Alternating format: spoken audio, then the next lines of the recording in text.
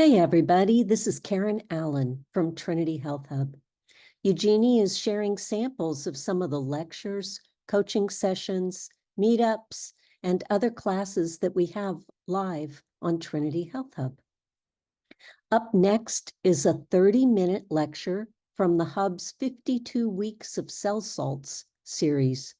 This one is about iron and Ferrum Phos. Be sure to listen right through to the end for some great tips from William Boricki. And while you listen, pull up the show notes so you can get some pictures of how the body transports iron and some helpful quotes about iron tonics. The Hub offers live and stream-on-demand training, along with a healthy dose of inspiration and connection for homeopaths all around the world. To find out more about us, come to our website, www.trinityhealthhub.com, or you can find us on social media, Instagram and Facebook. We hope that you enjoy this class, and if this training is meaningful for you, join us for the other 52 weeks of CellSalts that are going to be running all through 2025. We'd love to see you as a subscriber on the Hub. So we're going to talk about what iron is and how we get it into the body, how we use it and store it in the body. How does it go wrong? How do we see it in a person's experience? And how do we monitor response? We're going to talk a little bit about that. And you know, throughout this entire series, we'll be talking about how do I recognize what is beyond self-care. And for those of us who are practitioners, we need to be coaching our clients on how do they recognize what is beyond self-care. And in any classes that we're teaching on self-care, we need to make sure that people know this part's safe, this part not so safe. Okay, about iron. About 5% of the Earth's crust is iron. And it's right there in the periodic table in the middle of the fourth row. Now, ferrum, in terms of cell salts, holds hands with phosphorus. And phosphorus is over on the right-hand side of the third row of the periodic table. And they get along well. So the thing about iron is that it is a mineral that is incredibly biologically significant. There are very few life forms that do not rely heavily on iron.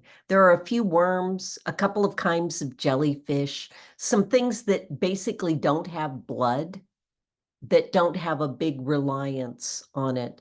But the biology of plants and animals, the vast majority of them are all harnessing iron because it has a unique capacity for oxygen transport, and pretty much everything needs oxygen.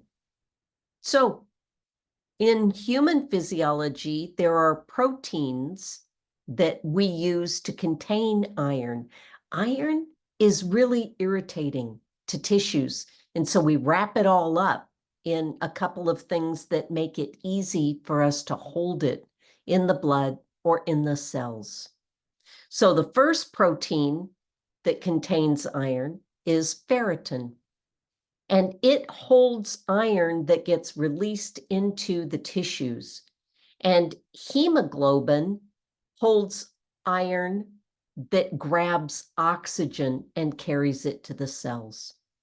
Now, red blood cells grab the hemoglobin proteins and hold on to them and then circulate with them, pulling in oxygen, releasing oxygen. So everything uses iron, which means that iron is a really important input. So our red blood cells hold iron as hemoglobin, which means we need to be bringing in iron all the time. So there's two different kinds of iron. There's heme iron that is from animal products, things that eat plants. So it contains a little bit of non-heme iron as well. The richest sources of iron are beef or chicken liver. So all of those of you who like pate from really good sources of liver, you're on it. A lot of people are not okay with this. Mussels and oysters are also very rich sources of heme iron. So these are all great things to suggest to people. Not quite as rich, but also useful: beef, sardines, chicken, turkey, fish. The further you get down this list, the less there is. And it's like factors of 10, you know. Beef is pretty high. Liver is very high. But once you get further and further down here, it's little amounts. Fish, not a significant source of iron. And then the non-heme iron, for most people, for most diets, this is how most people get their iron, as processed foods that are iron fortified. Breakfast cereals and drinks and crackers, and you'll see that there's iron added to a ton of stuff.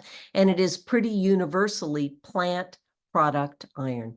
So the really iron-rich foods for our friends who are vegan, who are not ever going to eat the oysters or the beef liver pate.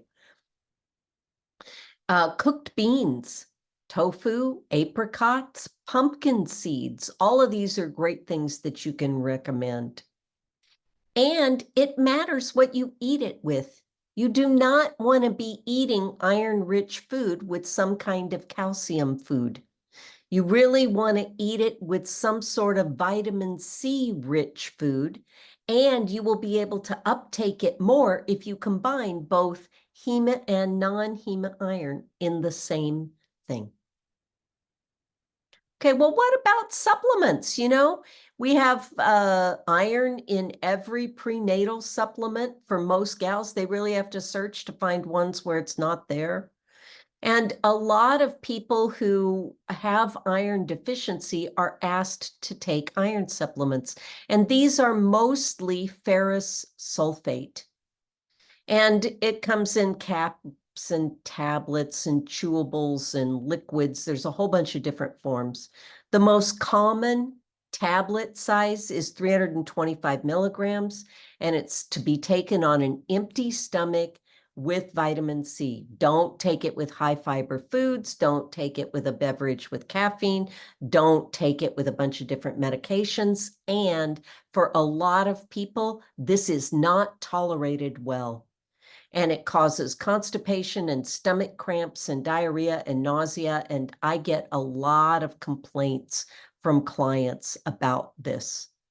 So many times clients will be saying, my doctor told me that I should take this, but I can't tolerate it. What else can I do? And right there, our little ears should perk up and think, oh, we can talk about Ferrum Phos cell salts. So where can iron metabolism go wrong? Well, there can be not enough iron coming in to build happy little red blood cells and hemoglobin. Or there can be deficiencies because the body is not managing serum ferritin well. Maybe there's not enough iron being stored. Maybe the iron is there, it's coming in just fine, but it's being lost by leaks and gushes and drips.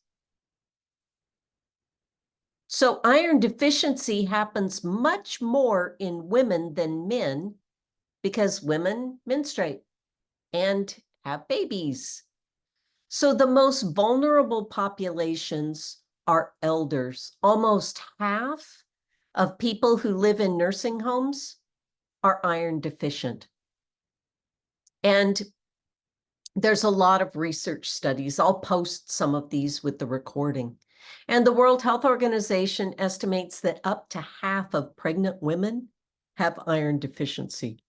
And women who have heavy menstrual bleeding, especially around perimenopause or right around puberty when they're first coming online with their periods, can have very heavy periods, and it can absolutely deplete them and cause anemia.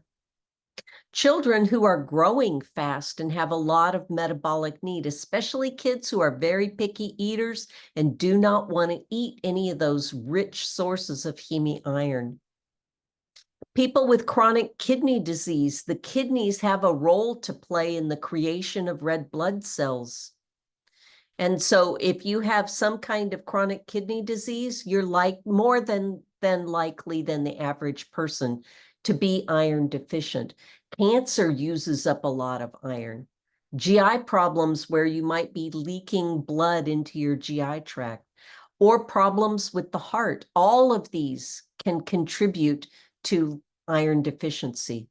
And if you are anemic, your likelihood of dying from any number of reasons is 60% higher than in non-anemic populations. So we probably have 10 million people in the United States who are all iron deficient, and we can use Ferrum Phos to help all these people. So what are they going to say? You know, there'll be people that you talk to, maybe you, who don't know that they are anemic.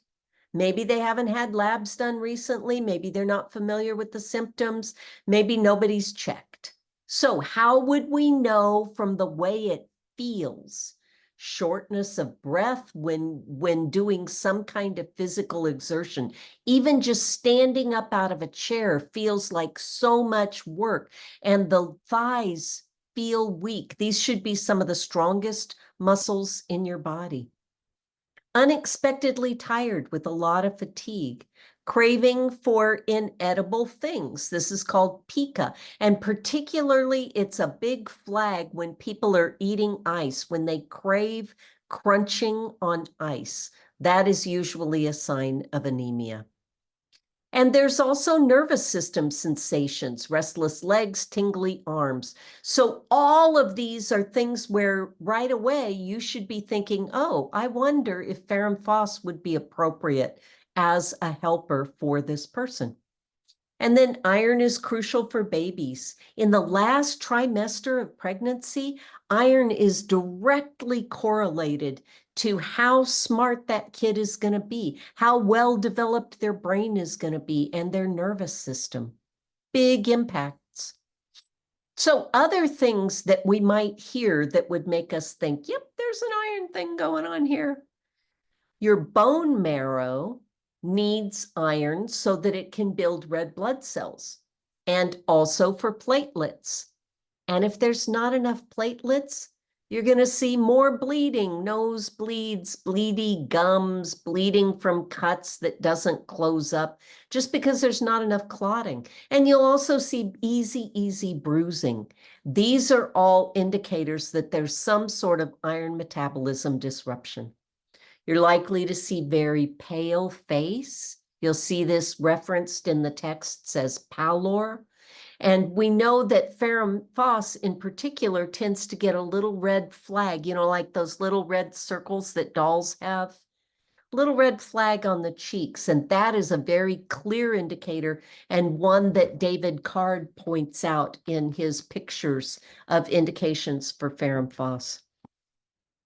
Chronic daily headaches that cannot be attributed to other causes are also more common in people who are iron deficient. And the more iron deficient they are, the more common the headaches. Same thing with heart palpitations. And people may have breakage of hair and significant hair loss, brittle, cracking fingernails. So another thing is people who get sick all the time. All those people where we would think, you know, cold tendency to take. These are the folks who we want to be scanning for iron deficiency. Iron is a crucial trace mineral for immune function. So everybody has their thymus gland right here behind your breastbone. And that's one of our primary immune system responders. And it needs iron or it can't do its job. When there's not enough iron, the thymus gland atrophies. And then it's not making T cells that go out and fight things. So your iron metabolism is crucial in immune response. So if you're talking with somebody who is getting sick all the time, you want to be finding out what's going on with that person's iron metabolism. So immune function has lead stuff and lag stuff. The leading immune response is all about the white blood cells that hear, oh, there's something going on over here in the body. Let's send in a whole bunch of white blood cells to just go attack anything. And they will go, these are natural killer cells, and they just go attack anything that they perceive to be not me. And then they come back to the thymus gland and they say, oh, you know what? It's this virus. I brought you one. And then the thymus gland says, ah, I now can make very specific T cells, killer cells, that will go track that particular thing down. But they need iron to be able to do it. And then they remember, your thymus gland remembers if it's ever seen that before, and it will watch for it going forward and prevent reinfection from that particular organism. So Boricky combined the use of Ferrum Phos with this immune function problem. And he told, now this wasn't just Boricky. You can actually find this in a lot of the old homeopathic journals. It was widely known. It was widely practiced in the late 1800s. Boricky's advice, and other homeopaths, for every home was that you would have Ferrum Phos 4X on hand. Now, we know that Schussler standardized this at 6X, but Boricky says that 4X works better. And he told the moms and dads, if you see your kid getting sick, you give Ferrum Phos 2 to 3 tablets in a quarter cup of hot water. Now, we generally don't think of homeopathic remedies as being given in hot water, but there are several cell salts that are absolutely given in hot water. Boricky said it activates it and makes it easier for the vital force to take it up. So, you know, if you're giving this to your little kid, you don't want to use boiling water. You just want to use water that's appropriate for a nice warm cup of tea for that person, whether it's a baby or a kid or a teenager or an adult or an elder that's kind of temperature sensitive, whatever it is, it's hot enough for that person. And then you give a teaspoon of it every 15 minutes. Now, the practical consideration of this means you have to remake it every 15 minutes because after 15 minutes, it's not going to be hot again. So, and then you monitor response. And he said, if you do this with your sick kid and you put them to bed, the next morning they'll pop up and they will be well. And I've seen this happen so many times. So this is something that we want to teach everybody. We want everybody to know this because what that Ferrum Phos is doing is telling the thymus gland, something's happening, get yourself in gear. Pay attention.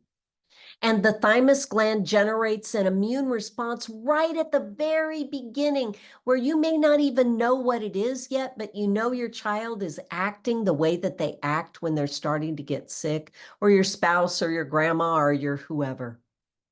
So, since we know that iron deficiency is a problem for the thymus, we can also, along with the Ferrum Phos, do thymus tapping, where we tap 30 times, pause, tap 30 times, pause, tap 30 times. And we can do this a few times a day, teach our children to do this a few times a day, because this also wakes up the immune response. The other thing that we can do is give the homeopathic timoline, which is usually used in 9C. Whenever we are giving Ferrum Phos at the beginning of an illness, We can which is, it's great for that beginning inflammatory stage. I'm just starting to get a fever. Maybe you've already given this person aconite, or, there's something else that seems very well indicated. Give Ferrum Phos in a low potency like Boraki in a 4X to help, and consider an intercurrent dose of Tymulene daily. Okay, I want to introduce you to a word that we are going to be talking about off and on all through the next 52 weeks.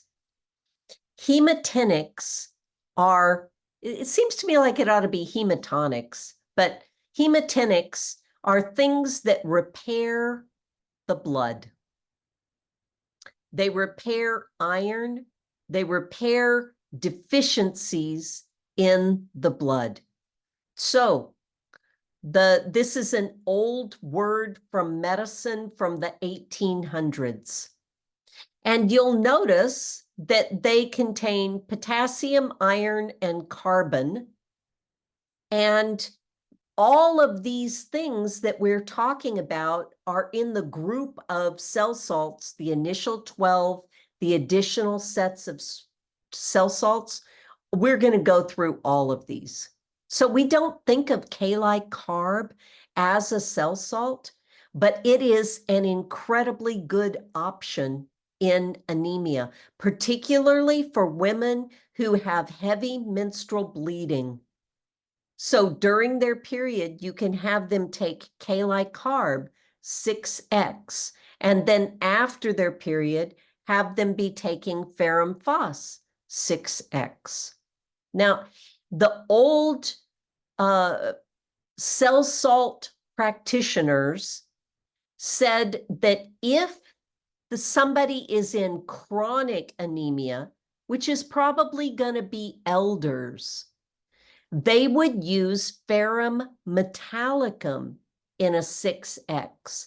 But if it was an acute state, like somebody who had some kind of blood loss, or they were in an acute illness, something that took them into an acute anemia, then they would give Ferrum Phos, not Ferrum metallicum.